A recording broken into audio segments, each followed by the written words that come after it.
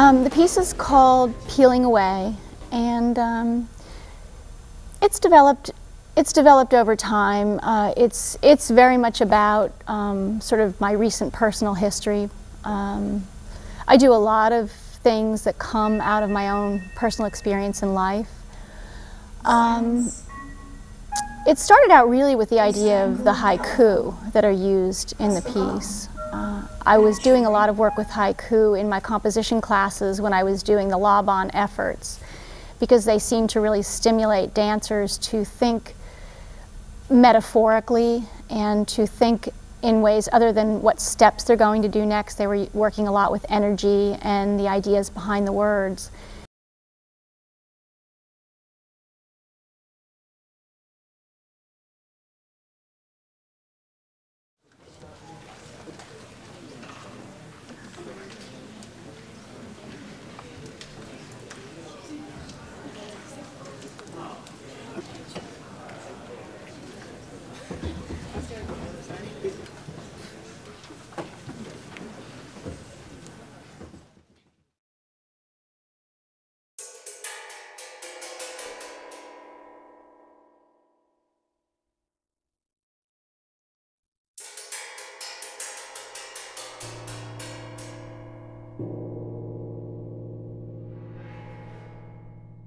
A deep autumn path, with not a soul to be seen. Ancient loneliness.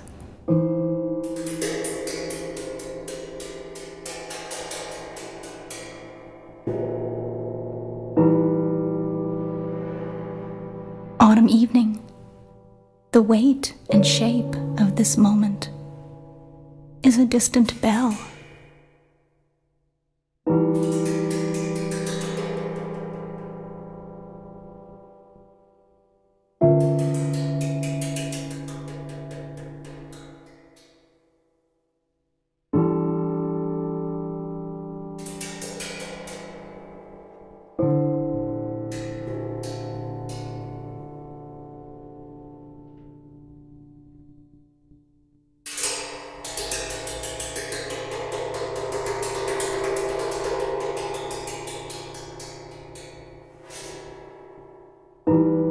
Behold the ego, set in glowing emptiness on the edge of time.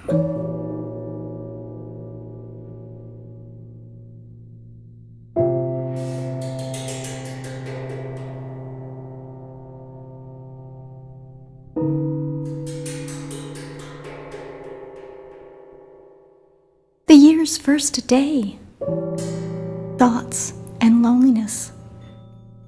The autumn dusk is here.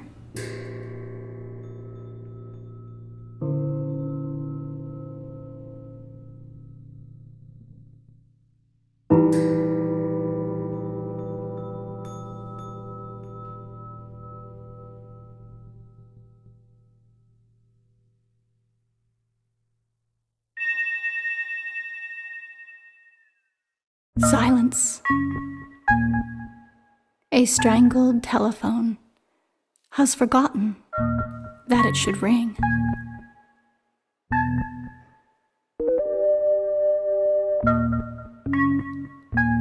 Night.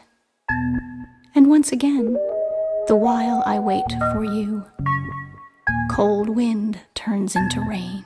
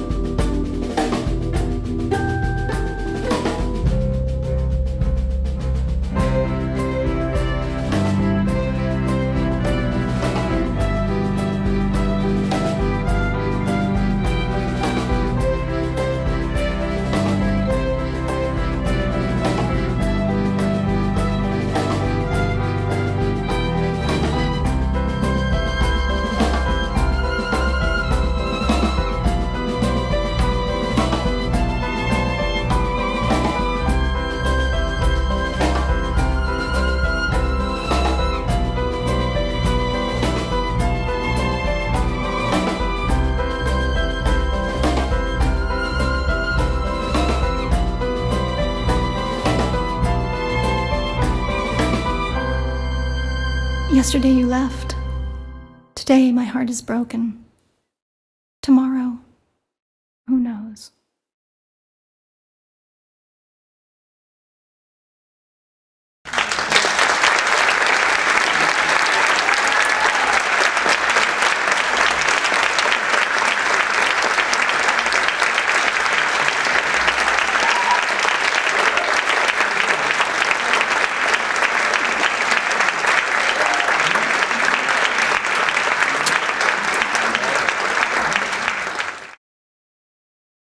My performance is called Growing Up in West Africa. It's definitely actually there's my story of growing up in Drames family, and the Drames of northern Ghana. The ethnic group is called the Bamba. We are also historians in that we keep the history of our people alive. So through that, I grew up playing the drum behind my grandfather, who was the chief drummer, and so that actually influenced what I am performing tonight.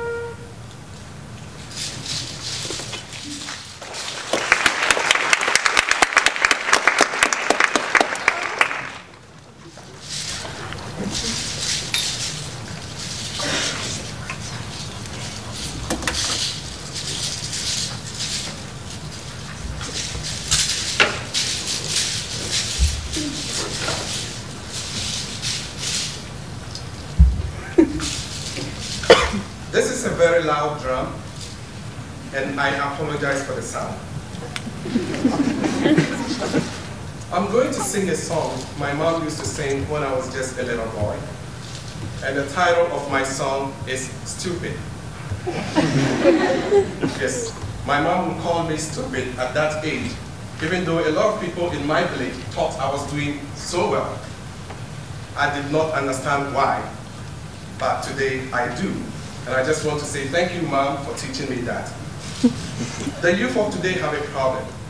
Sometimes when we are excelling, we are doing things that are so great and wonderful, and our teachers, our parents, and even our friends start to praise us. That's when we stop working. We think we've reached a point that we do not even have to practice. So my mom warned me at the beginning that she didn't want me to think I was the best, but instead she wanted me to continue to work hard. And so she would sing the stupid song. Like I said, this is loud, and I'm sure you already know that. Karim might have told you that. So I apologize for the sound once again.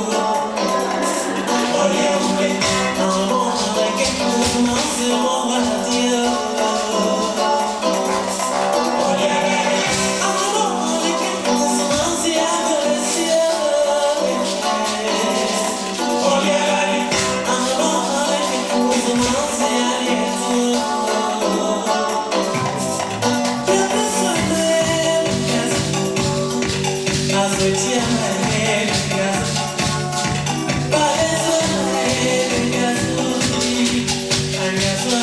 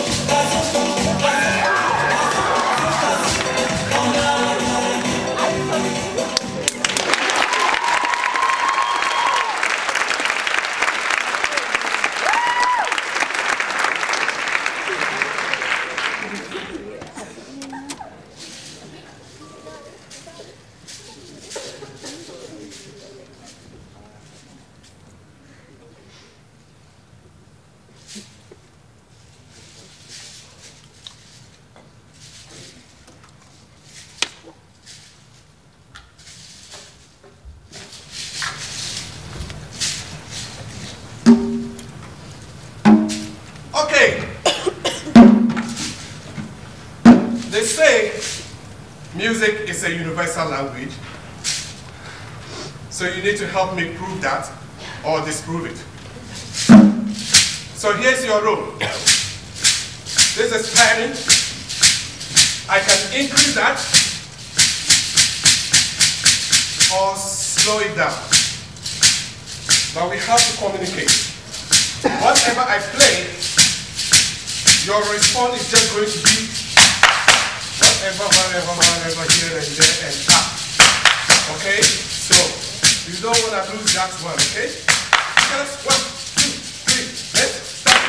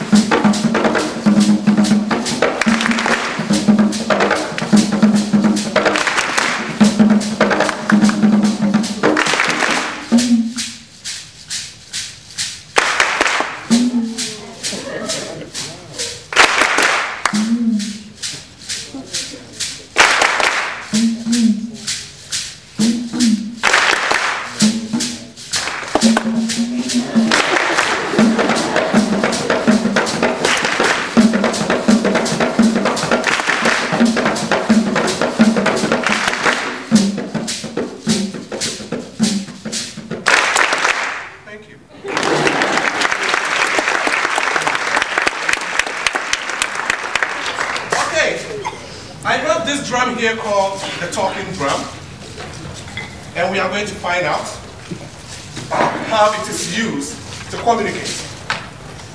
But before that, let me tune this one. I'm sure some of you might have heard of the talking drum found in most parts of West Africa. And you'll be like, how can the drum talk? We're going to figure it out right now. So, we have a variety of that same drum, depending on the ethnic group. And tonight, I have one from my ethnic group, called the Dagomba, or the Bamba people of northern Ghana. So, I think this drum is ready to. All right. Even though very tiny, this is a very powerful instrument. First of all, it serves like the police force, you know, the cars, except it doesn't carry guns, and you don't get a ticket if you overspeed.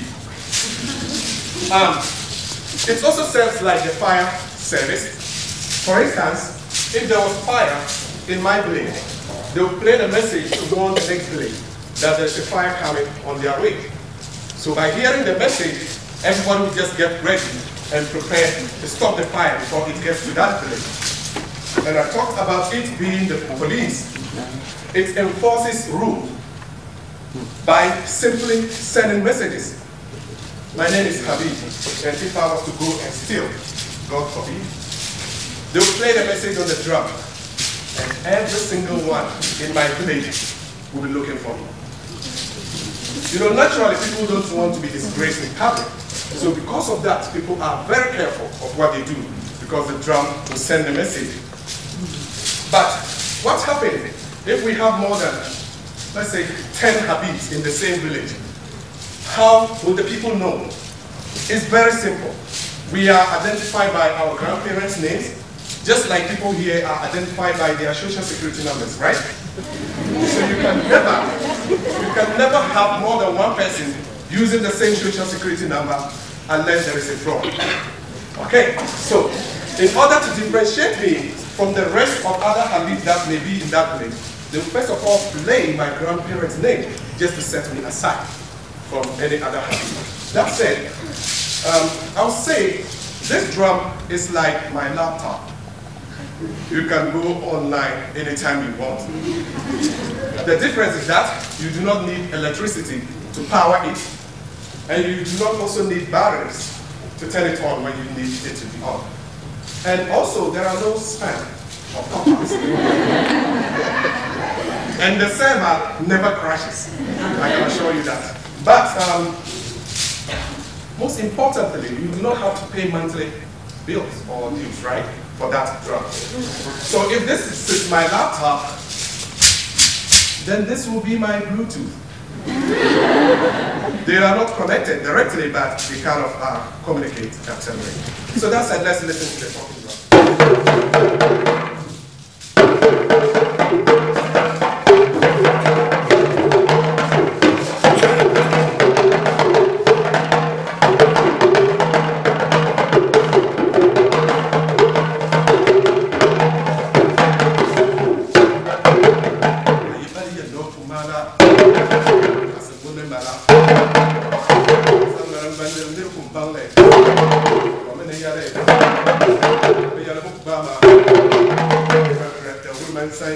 What I thought, I said my great-grandfather was a chief drummer.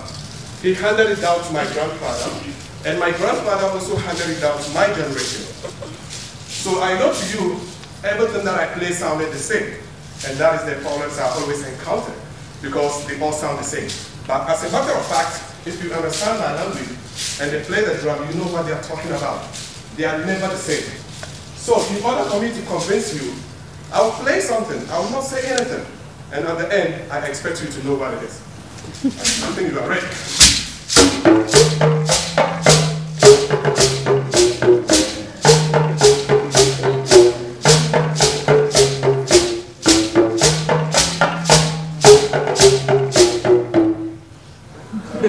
That was so clear, okay? So that's how it is communicated.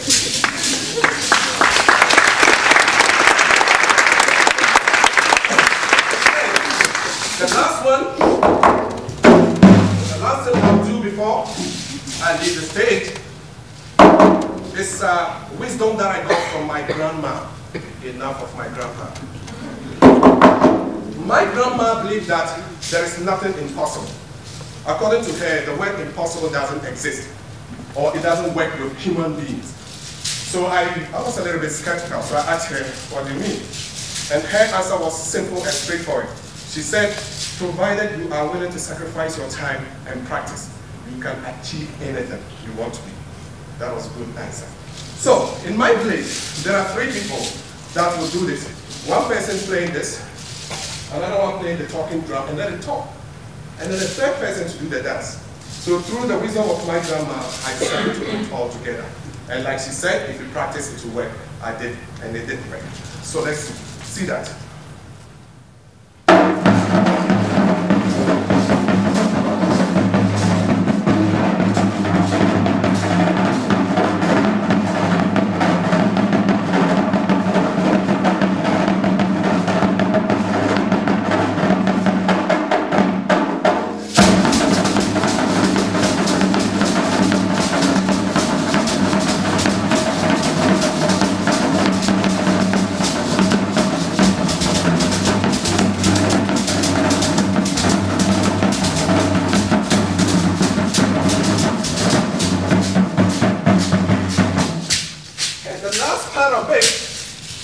Actually requires you to help me with it. And I would like you to clap on this timing. I must also warn you that this might be very difficult. So you have to clap. Okay, let's go.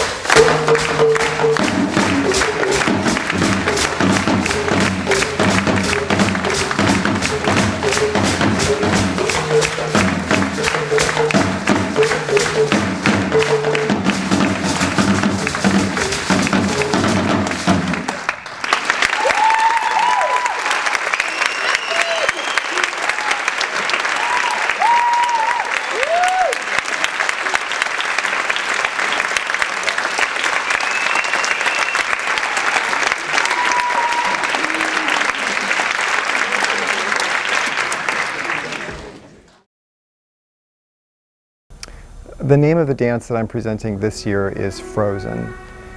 It's not really about anything. It's not a story. It's an abstract dance. And it's actually drawn from imagery. Most of it is drawn from imagery that I'm remembering from various Baroque and Renaissance sculptures that I saw while I was traveling through Italy about 3 years ago.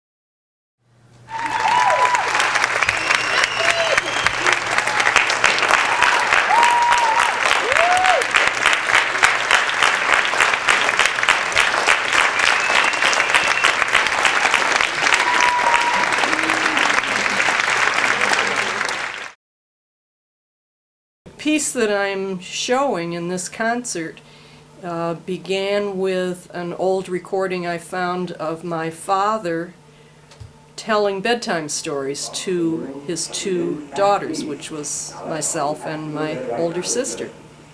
And it was a recording made in a private studio, I think, where you could make a minute and a half recording. So the piece, we had to find a 78 record player to be able to listen to the piece, and Greg Ketchum recorded it 3 times so that I could hear it to work with it. I loved it so much as a sequence of 3 that's what I'm using as the sound for this whole piece.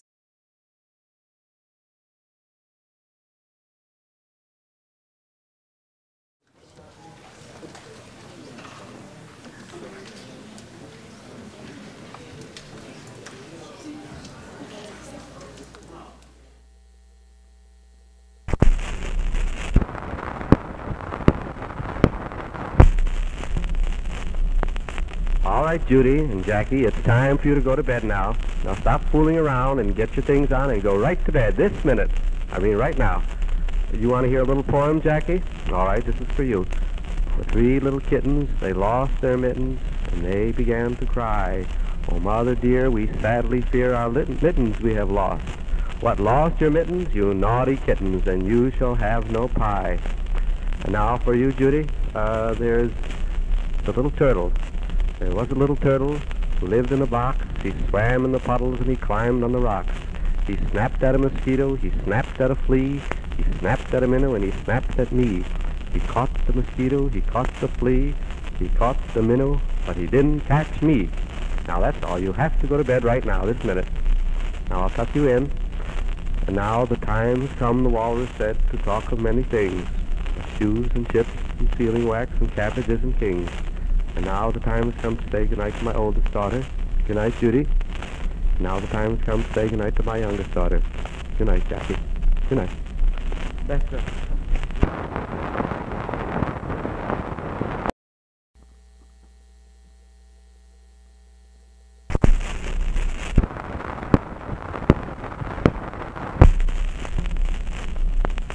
All right, Judy and Jackie, it's time for you to go to bed now. Now stop fooling around and get your things on and go right to bed this minute. I mean right now. You want to hear a little poem, Jackie? All right, this is for you. The 3 little kittens, they lost their mittens, and they began to cry. Oh, mother dear, we sadly fear our mittens we have lost. What, lost your mittens, you naughty kittens, and you shall have no pie. And now for you, Judy, there's the little turtle. There was a little turtle who lived in a box. He swam in the puddles and he climbed on the rocks. He snapped at a mosquito, he snapped at a flea, he snapped at a minnow, and he snapped at me. He caught the mosquito, he caught the flea, he caught the minnow, but he didn't catch me. Now that's all. You have to go to bed right now, this minute. Now I'll tuck you in. And now the time has come, the walrus said, to talk of many things. Shoes and chips and sealing wax and cabbages and kings. And now the time has come to say goodnight to my oldest daughter. Good night, Judy. Now the time has come to say goodnight to my youngest daughter. Good night, Jackie. Good night. That's it.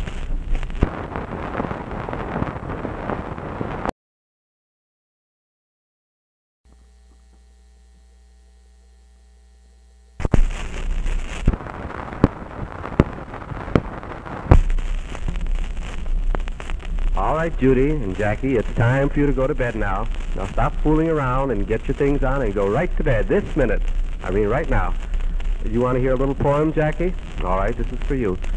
The 3 little kittens, they lost their mittens, and they began to cry. Oh, mother dear, we sadly fear our mittens we have lost.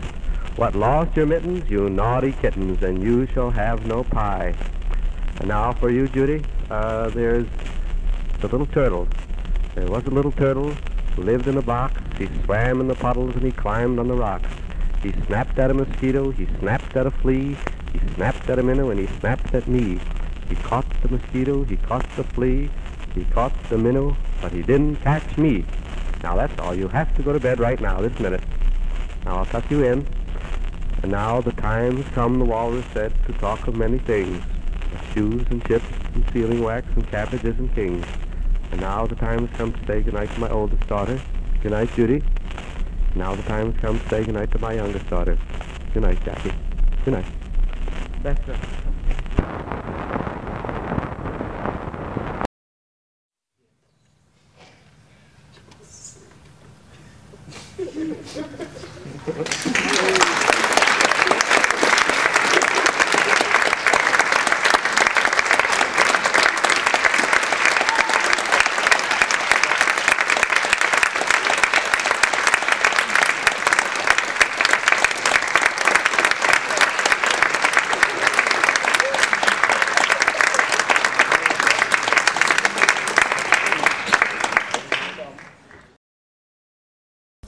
The name is Woman, Claiming Courage, Breathing Spirit. It is a piece that was inspired by my visit to the Gambia and West Africa last summer. I was particularly inspired by the women. Women, regardless of what their economical background or socio-economical background, they were all prideful, beautiful, had a stature that was just a sense of themselves that you don't see all the time, particularly in this country. And didn't matter what age.